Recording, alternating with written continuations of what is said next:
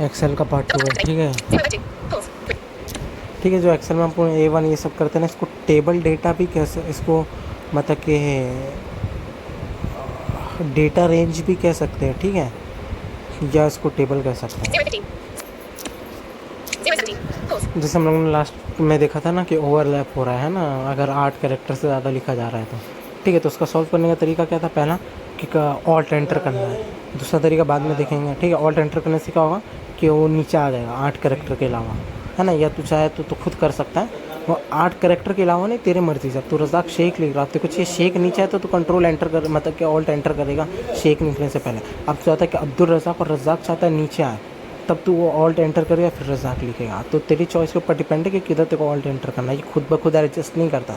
Okay, अब जैसे कि समझ मैंने अब्दुल लिख दिया, अब मुझे नहीं अब्दुल नहीं, मुझे रज़ाक भी इसमें ऐड करना था। अब तो ये सेलेक्ट है, मैं इसको मतलब कैसे अब वर्ड में हम लोग डिलीट करके या स्पेस देके कंटिन्यू लिख सकते थे, लेकिन इसमें ऐसा नहीं है। इसमें तो एक बार कंट्रोल एंटर करके बाहर आ गया, है ना, और फिर तू उसके ऊपर आएगा, अब्दुल के ऊपर फोकस लेकर आया, तो अगर तू यहाँ टाइप करता है तो ये अब्दुल रिमूव हो जाएगा क्योंकि ये सेलेक्ट है। तो कैसे हम लोग आगे रज़ाक लिखेंगे, या हम लोगों को डिलीट करना है एक कैरेक्टर या 2 कैरेक्टर, तो कैसे करेंगे? तो F2, ये एक्सेल में ना F2 से क्या होगा, जिस भी तू कॉलम पे है ना, A2 B1 C1, अगर तो उसमें कुछ एडिट करना है या डिलीट करना है ना, तो F2 करेगा तो एडिट बॉक्स खुल जाएगा, ठीक है। और हमेशा तरह ऑलवेज तरह का कर्सर लास्ट में रहेगा, लास्ट में, ओके। एडिट बॉक्स से तो होम करके शुरू में आना, ठीक है। शुरू में आएगा तो अपने हिसाब से एडजस्ट कर सकता है, अब्दुल में कुछ डिलीट करना वो कर सकता है, ऐड करना वो कर सकता है, अब्दुल का आगे तो रज़ाक लिख सकता है, ठीक है। फिर कंट्रोल एंटर कर सकता है, ऐसे हो जाए। ऐसे ही तू एडिट और डिलीट कर सकता है, वर्ड जैसा नहीं अपनी मर्ज़ी से आगे पीछे कर दिया या, ओके। तो ऐसा नहीं होता इधर। और अगर तुमको अपना करंट कर्सर देखेंगे तो कैसे देखेंगे? नंबर 5 से देखेंगे, ठीक है। और आपको पता कैसे लगेगा कि हमें मतलब कि ऑल्ट एंटर वाला फॉर्मूला हम लोग ने इस्तेमाल किया हुआ है ना। तो कैसे पता चलेगा? थोड़ा रुक के बोलेगा, अब्दुल रज़ाक, ये एक लाइन में लिखा होगा तो ऐसा पड़ेगा, अगर नहीं तो अब्दुल रज़ाक ऐसा करके। अगर तो पता लगाना तो दूसरा तरीका F2, एडिट करेगा तो अब्दुल ऊपर लिखा होगा, डाउनलोड करोगे तो नीचे रज़ाक पड़ेगा वो, ठीक है। अगर नीचे वाला ऑल एंटर वाला फॉर्मूला अप्लाई नहीं हुआ तो अब्दुल रज़ाक एक साथ ही पड़ेगा, ऐसे तो पता चल जाएगा, ठीक है। अभी क्या है ना, जैसे कि ओके, अब जैसे कि A1 से A5 में लिखी हुई चीज़ है, फिर A6 से A8 में कुछ नहीं लिखा, फिर 9 से 12 में लिखा हुआ है। अब समझ, किसी ने तेरे को फाइल भेजा था, तेरे को कैसे पता चलेगा भाई क्या लिखा नहीं लिखा है ना, कि किधर छोड़ा नहीं छोड़ा क्या? तो अपने को चाहिए कि भाई ब्लैंक स्पेस ना पड़े, अपने को सिर्फ लिखा हुआ डेटा चाहिए, है ना। तो फिर जॉस एक प्रोवाइड करा था, ठीक है, Ctrl+Shift+D, ठीक है। तो इससे डायलॉग शुरू होगा, cell with data dialogue box करके होगा।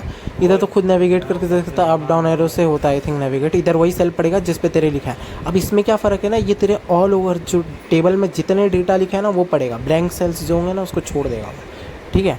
अब दूसरा तरीका, इधर तो वो खुद नेविगेट करके देखना पड़ेगा क्या तरीका, ठीक है। अब दूसरा तरीका है रो वाला, ये था, ये हम लोग ने पूरा देखा है, ठीक है। इसमें तो पूरा डेटा दिखाया, ओके। अब एक है ऐसा कि हम लोग सिर्फ उसी रो, समझ A1 में तो चाहिए कि A1 का ये जो रो है ना इसके ही डेटा बस में देखो, ब्लैंक रोज नहीं देखना मुझे, ना कि पूरे टेबल का देखना, ठीक है। तो इसके लिए यूज़ करेंगे Insert+Shift+R, ठीक है। तो फिर वो तेरे को पूरा पढ़ के मतलब आप तेरे को नेविगेट करके देखना पड़ेगा कि मतलब कि क्या क्या किधर किधर लिखा हुआ है। ब्लैंक वाला एरिया छोड़ देगा, ये याद रखना। अगर समझ B के बाद डायरेक्ट D आ गया तो समझ जाना ऑटोमेटिक कि C में ब्लैंक एरिया। अगर समझ तू D पे आ गया तब तेरे को D पे ही जाना, तो एंटर कर देगा तो तेरे को ऑटोमेटिक D पे ले जाएगा, ठीक है।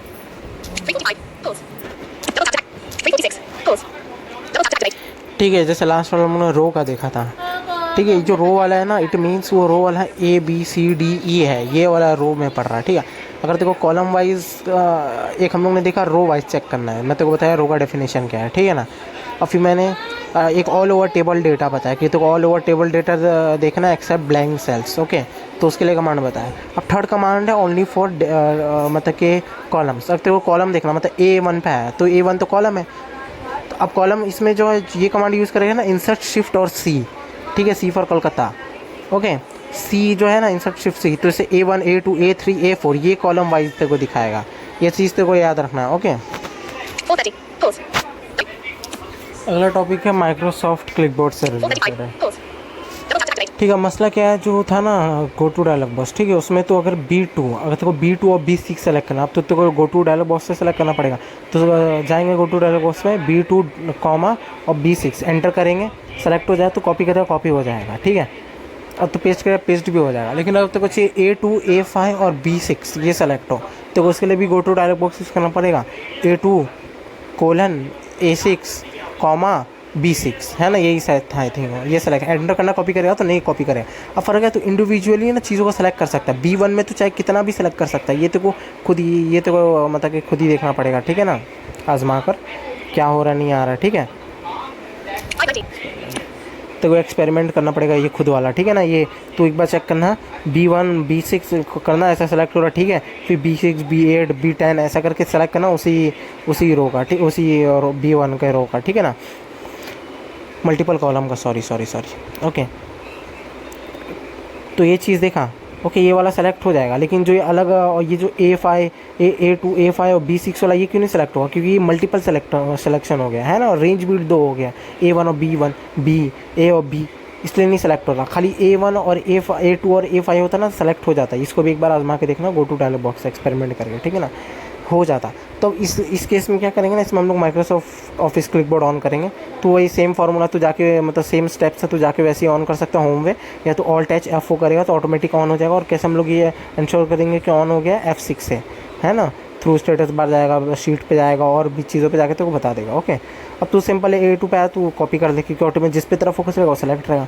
बाकी जिस पे जाके तू सेम कॉपी कर, और फिर तो अलग सेल पे जा, तेरे को जो चाहिए ना उस हिसाब से तू पेस्ट कर सकता है, तू क्लिकबोर्ड में जाके, है ना। अब तू उस क्लिकबोर्ड में जाना, ये चीज़ ध्यान रखना, वहाँ तेरे को कॉलम नहीं पड़ेगा, सिर्फ वहाँ का डेटा पड़ेगा, है ना। समझ, तूने A1 से अब्दुल किया, A5 से रज़ाक किया, तो तेरे को उधर सिर्फ अब्दुल और रज़ाक पड़ेगा। ऐसा नहीं बोले A1 का A6 है, तो खुद ही याद रखना पड़ेगा। और तो अपने हिसाब से सिलेक्ट कर सकता है। अगर तू पेस्ट ऑल करेगा ना तो क्या होगा, अगर तूने B6 लास्ट में कॉपी किया ना तो B6 पहला पेस्ट होगा, और जो सेकंड लास्ट कॉपी किया था वो सेकंड पेस्ट होगा, और जो फर्स्ट पेस्ट किया था तूने, ठीक है ना, वो लास्ट में पेस्ट होगा। अगर तेरे को इस सीक्वेंस में चाहिए तो you can do this button paste all, है ना। If you don't want to do तो भाई डायरेक्ट तू सिंगल पेस्ट कर इंडिविजुअली सबको। ओके, ये ट्राई करके देख सब, जैसे कॉपी किया वैसे ही पेस्ट होगा, है ना। अगर तूने वो मल्टीपल लाइन वाला किया ना ऑल्ट एंटर से कॉपी, तो वैसे ही वो पेस्ट होगा, ठीक है ना, ये चीज़ ध्यान रखना है। अगला बटन के रो और मतलब कि कॉलम कैसे सेलेक्ट करेंगे। हम लोग ने वो शिफ्ट स्पेस कंट्रोल स्पेस वाला सिस्टम देखा था, पर उससे क्या होता है ना कि भाई पूरा वो सेलेक्ट कर देता है एंड तक, पूरा 16,000 रो कॉलम कर देगा, 10 लाख रो सेलेक्ट कर लेगा पूरा, ठीक है। लेकिन अपने को चाहिए कि जहाँ तक डेटा लिखा बस वही सेलेक्ट करना। तो क्या होगा, जैसे अब तू A1 में तो कुछ 8 टन तक सेलेक्ट करना है, तो तू लास्ट में कैसे जाता है, कंट्रोल डाउन एरो से, तो शिफ्ट ऐड करिए तो सेलेक्ट हो जाएगा, है ना। अब तू A1 में तो को D1 तक सेलेक्ट करना है, तो कैसे करेगा, तो वहाँ तक कैसे जाएगा, कंट्रोल राइट एरो से, तो शिफ्ट ऐड करिए हो जाएगा, ठीक है ना। और समझ A1 B1 में कुछ लिखा है, C1 में कुछ नहीं लिखा, D1 में लिखा हुआ है। अगर तू A1 पे शिफ्ट कंट्रोल राइट एरो देगा ना तो ये C1 तक ही आएगा, आगे नहीं जाएगा, क्योंकि C1 ब्लैंक है, उसको लगा भाई इसके आगे कुछ नहीं लिखा हुआ है। फिर तो एक और बार करना पड़ेगा वो सेम सिस्टम, तो वो D1 तक सेलेक्ट होगा, ठीक है। तो D1 तक सेलेक्ट होगा ये, फिर तो कॉपी करेगा तो पेस्ट करेगा ना, तो सेम उसी प्रोसेस में होगा। A B मतलब कि 1 2 होगा और तीसरा जगह खाली रहेगा और चौथी जगह पे होगा, है ना। ये रो और कॉलम में तू दोनों में ट्राई करके देखना, एक बार रो सेलेक्ट करके रो कॉपी करना, ये स्पेस जगह छोड़ के, और पेस्ट करना रो में ही, और कॉलम वाला भी ट्राई करके देखना। अब देखेंगे एक और तरीका, ठीक है, जिसके थ्रू मतलब वो था ना ओवरलैप वाला सिचुएशन, ठीक है। अब समझ तूने मतलब कि जैसे नाम तो अपने एक ही लाइन में लिखते, 2 महीने लिखते हैं ना। अब 8 कैरेक्टर के ऊपर जाए तो कैसे करेंगे, होम टैब में जाएंगे, कंट्रोल राइटर से स्टाइल में जाना, टैप टैप करके फॉर्मेट सब मेन्यू पे आना है।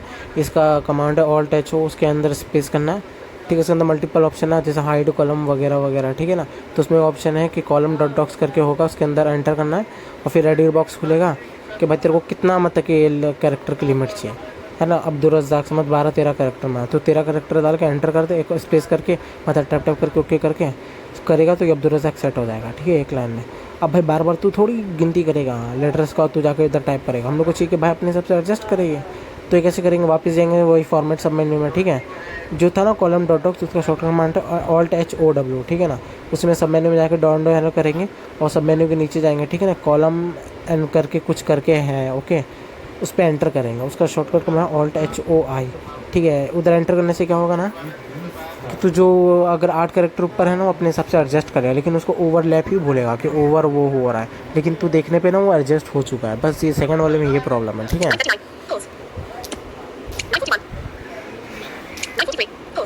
ऐसे तो कर सकते हैं, लेकिन तो बार बार विथ करना पड़ेगा। अब तो क्या है ना, तो ऑटोमेटिक विथ वाला करता है जिसका ऑल्ट एच ओ आई करके कमांड है ना।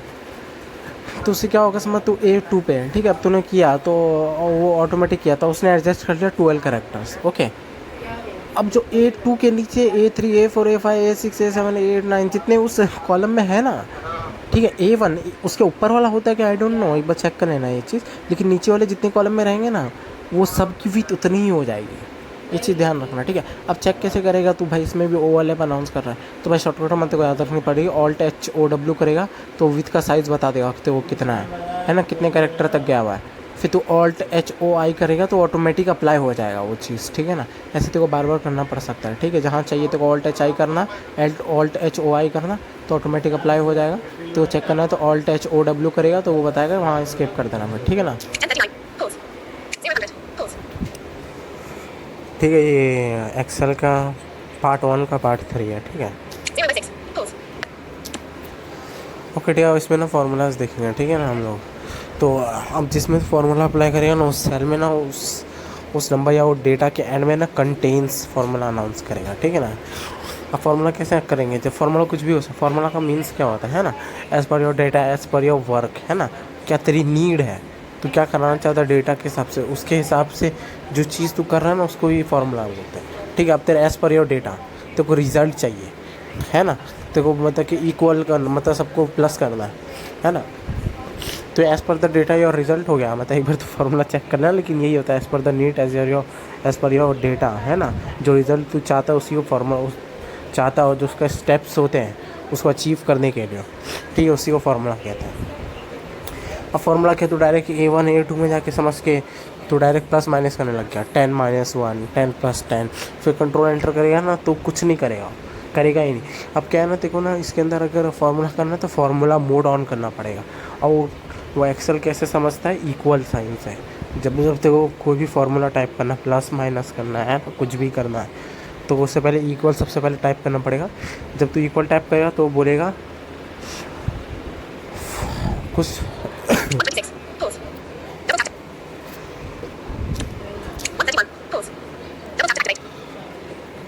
वो, ठीक, वो क्या बोलेगा आगे मैं बताता।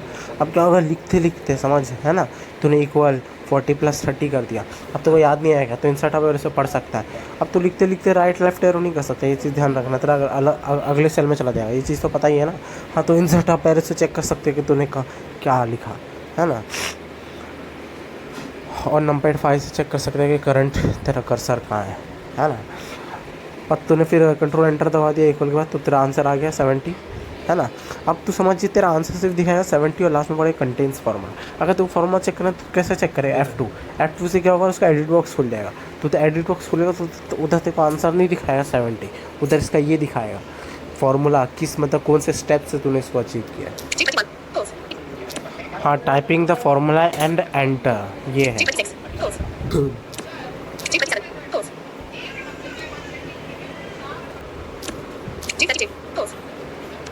ओके, अब ये मतलब कि इधर ना अपने को सेल सब में ना सिर्फ रिजल्ट दिखाएगा, समझ गया, फार्मूला नहीं दिखाएगा। लेकिन साइटेड पर्सन को ना फार्मूला बार में ना इसका फार्मूला दिखाएगा। फार्मूला बार किधर होता है, रिबन्स के नीचे होता है, ठीक है।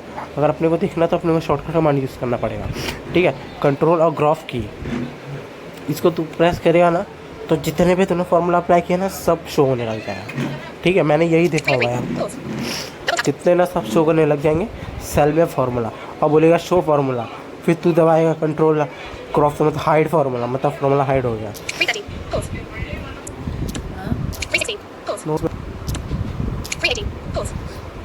ठीक है ना, ये फार्मूला हम लोग ने देख लिया है ना, ये जो मैंने बताया प्लस माइनस करने का।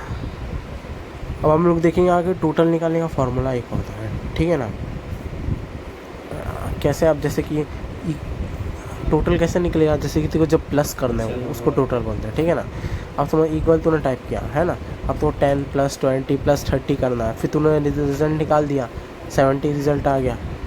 अब तो समझ के ABC सेल में जो तूने लिखा था 10 30 20, है ना, अब तूने उसमें जाके चेंजेस कर दिया। अब उसका टोटल रिजल्ट 80 आ रहा है, लेकिन जो तूने टोटल किया उसमें 70 आ रहा है, उसने उसके अंदर चेंज नहीं किया। अब हम लोग को ऐसा चाहिए कि भाई ऑटोमेटिक अगर चेंज करे तो ऑटोमेटिक चेंज करें, ठीक है। तो चेंज क्यों नहीं कर रहा है? अब इधर इशू क्या है, जो इधर कैलकुलेशन हम लोग कर रहे हैं ना फार्मूला के साथ, इधर हम लोग उसको सेल रेफरेंस नहीं दे रहे, उसको हम लोग एक नंबर दे रहे हैं, तो वो नंबर के हिसाब से कैलकुलेट कर रहा है।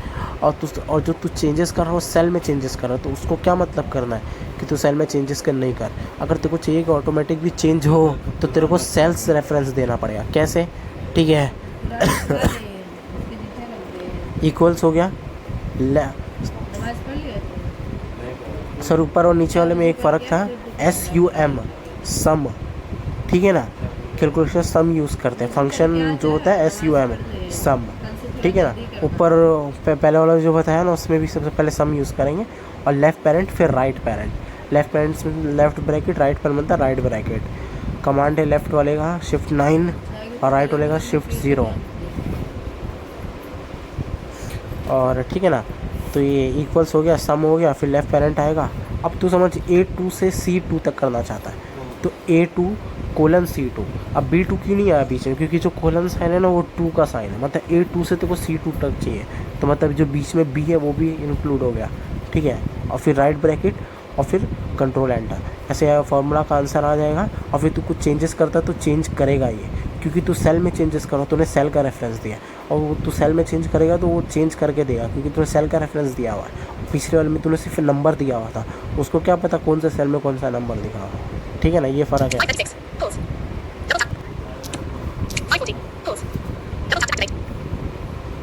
हम लोगों ने देख लिया, अगर तू प्लस प्लस लगा रहा है ना तो तेरे को सम की ज़रूरत नहीं है, लेकिन जब तू मतलब ए कोलन वगैरह यूज़ करना तब तो को सम लगा रहा है, तब तो को ए कोलन ये सब करना, तब तो प्लस प्लस नहीं कर सकता है।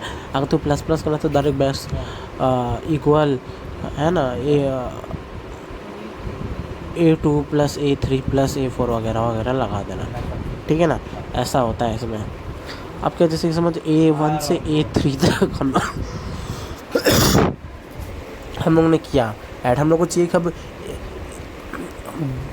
B3 भी इसके अंदर इंक्लूड हो, है ना।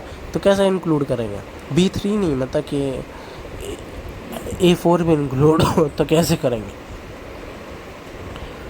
तो अब क्या करेंगे, वैसे ही जाएंगे फार्मूला में, ठीक है।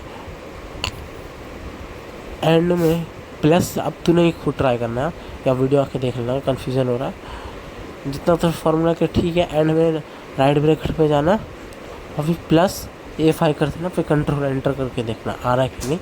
या दूसरा तरीका ये देखना कि जैसे कि A कोलन लास्ट क्या था, A3 colon C3 comma A4 right bracket control enter, है ना। और शुभ फार्मूला ऑब्वियसली नहीं होता, इक्वल सम और लेफ्ट ब्रैकेट तो लगाना ही है, ओके।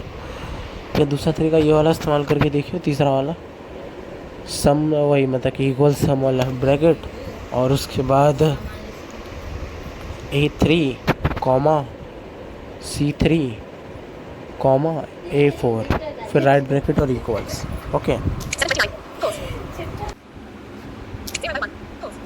ठीक है, एक्सेल का है पार्ट 1 का पार्ट 5 है। अब जो पार्ट 4 है ना वो इसके बाद रिकॉर्ड करूँगा, ठीक है। थोड़ा आगे पीछे हो जाएगा ये। तो हम लोग जब तक मतलब अब फार्मूला यहाँ से स्टार्ट हुआ, ठीक है। फार्मूला में क्या मैटर है ना, फार्मूला याद रखना बहुत ज़रूरी है, ठीक है।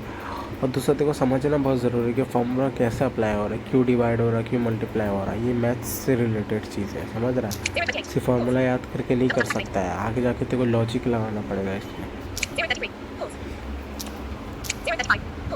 टोटल का हम लोगों ने फार्मूला देख लिया, ठीक है। अब देखेंगे परसेंटेज का। अब ये सब ना रिजल्ट में जाके तू चेक कर सकता है प्रैक्टिस करने के लिए, है ना। खाली ऑडियो सुन के नहीं होगा, ये चीज़ ध्यान रखना।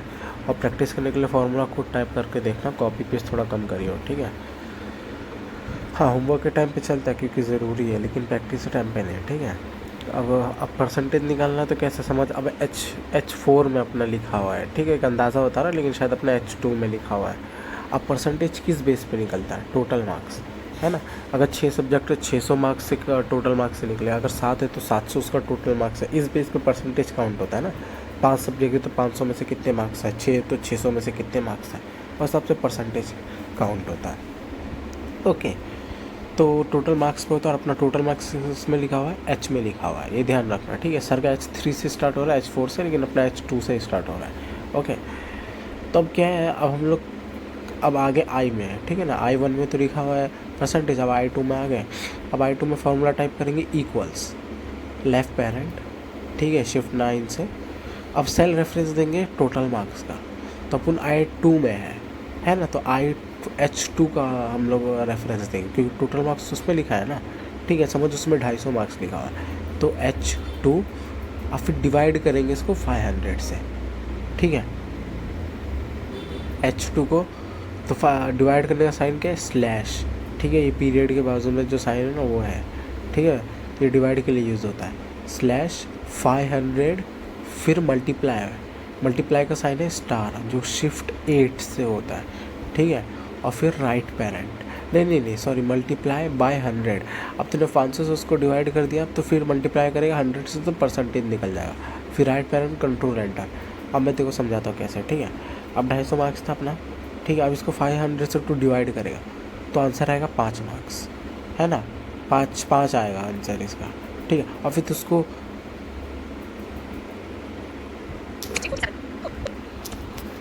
सॉरी, उसका आंसर आएगा 0.5, है ना। तो अगर तू उसको 500 से डिवाइड करे, अब तो 0.5 को 100 से मल्टीप्लाई करेगा, तो आंसर आएगा 50 आएगा ना। 0.5 से 10 गुना करेगा तो 5 मार्क्स 5 हो जाएगा।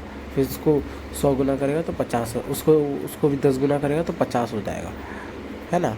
अब कैसे 0.5 का 10 गुना 5 हो गया, उसका 10 गुना 50 हो गया, तो टोटल 100 हो गया। मतलब 100 से मल्टीप्लाई कर दिया हम लोगों ने इसको, ठीक है। अब 50 आ गया, 50%, और 250 मार्क्स को ऐसे ही काउंट करेगा तो 50% ही आएगा, ठीक है। ऐसा लॉजिक लगा के करना, ठीक है। तो ये परसेंटेज है, तब देखेंगे मिनिमम, मैक्सिमम और एवरेज कैसे निकले, ये 3 का देखेंगे, ठीक है। इसके बाद अब आई में गया GHI K का, K में रिजल्ट है, ये आगे देखेंगे, ठीक है। KL GHI J, sorry J और KL, ये जो 3 है इसको छोड़ देना, ये आगे के वीडियोस में कवर होगा, ठीक है ना। अब डायरेक्ट M कॉलम पे आएंगे, ठीक है। M1 पे आ गए। सर में सेम जो बोला मैं M4 से स्टार्ट हो रहा है, लेकिन हम लोग में M2 से स्टार्ट हो रहा है, ठीक है। हम लोग M1 में लिखेंगे टाइटल मिनिमम। अब मिनिमम क्या है ना, देख बहुत से जो फॉर्मूला है ना, उसमें ना एक्सेल को बताने के लिए ना हम लोग को एक फंक्शन यूज़ करना पड़ता है। फंक्शन मतलब कि वो नॉर्मल फंक्शन का मान नहीं, एक फंक्शन होता है जिससे मतलब एक्सेल को समझता है।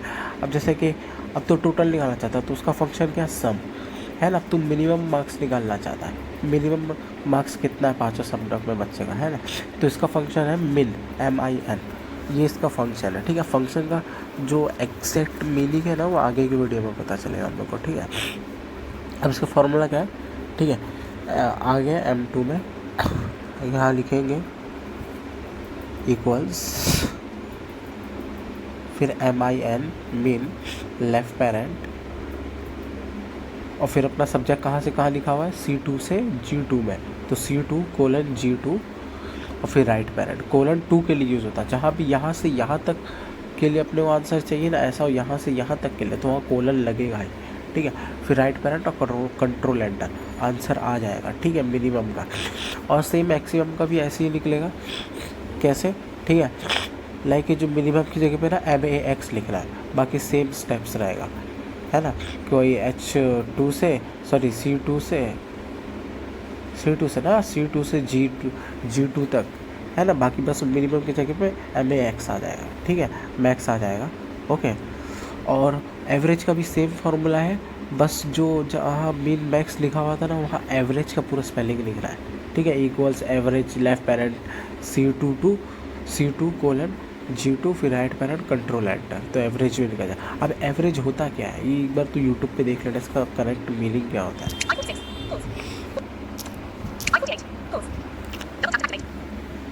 एवरेज स्पेलिंग AVERAGE है, ठीक है ना। अब एवरेज होता क्या ना, लाइक क्या है ना, कि जैसे कि आप समझ गए 5 बच्चा है ना। किसी ने 3 चॉकलेट लाया, किसी ने 2 लाया, किसी ने 3 लाया, किसी ने 2, ऐसा करके टोटल 5 ने 15 चॉकलेट लाया। अब भाई हर किसी को डिवाइड करना इक्वली, तो एक बच्चे को कितना जाएगा, 3 चॉकलेट जा रहा है, तो पर स्टूडेंट 3 चॉकलेट जा रहा है, तो ये बोलते हैं 3 चॉकलेट जो है ना, ये एवरेज है, ठीक है ना। ऐसे ये रिजल्ट में एवरेज क्या होता है कि जो समझ के अब तूने रेफरेंस दिया C2 से G2 है ना। अब तेरे अब C2 से G2 में तेरे 5 सब्जेक्ट है, 5 सब्जेक्ट के तेरे टोटल मार्क्स 300 आ रहे हैं है ना। अब 300 आ रहे हैं, ठीक है। अब उसको एवरेज निकालना है, तेरे पास सब्जेक्ट कितने 5, तो वो 300 को 5 से डिवाइड करेगा, ठीक है। तो कितना आएगा 60, तो तेरा एवरेज निकल गया 60। मतलब तेरे को हर सब्जेक्ट में, मतलब कि हर सब्जेक्ट में एवरेज तेरे को 60 मार्क्स है। मतलब हर सब्जेक्ट में नहीं, लेकिन टोटल मतलब कि अगर तू टोटल मार्क्स को डिवाइड कर देगा तो 60 एवरेज लेके चल सकता है। हाँ, इतना तेरा एवरेज है, ठीक है। बाकी रिजल्ट देख के तेरे को समझ आएगा, बाकी प्रैक्टिस से।